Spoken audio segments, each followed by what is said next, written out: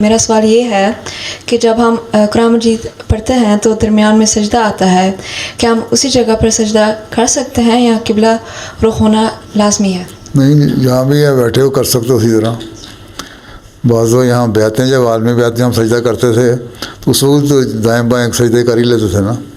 تو سجدہ تو جہاں بھی بیٹھے ہو کر لو، قبلہ رخ ہو کے کرنا ہے تو اس کو کر لو، وہ بھی اچھی بات ہے، لیکن جہاں بیٹھے ہوئے وہیں کر لو. بعض دفعہ ایسی جگہ ہوتی ہے جہاں قرآن شریف پڑھ رہے ہو، کرسی پہ اسکول میں یا کہیں سجدہ کر ہی نہیں سکتے، تو وہاں پھر بیٹھے بیٹھے ہی سجدہ یوں کر لو. یا ضروری نہیں کہ وہاں کرو، ایسی روایتیں بھی ملتی ہیں. حضرت عمر نے بعض دفعہ سجدہ نہیں بھی کروایا، بعض دفعہ کہا کہ اچھا بعد میں کر لینا، تو گھر جا کے سجدہ کر لو.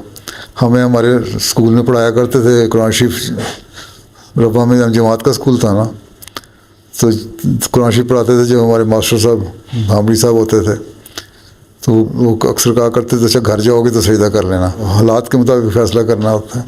ابھی نہ بھی کیا جائے تو کوئی حرج نہیں ہے، لیکن دل میں اللہ تعالیٰ کی حیبت اور اللہ تعالیٰ کا بڑائی اور سب سے بڑا خیال رہنا چاہیے دل میں.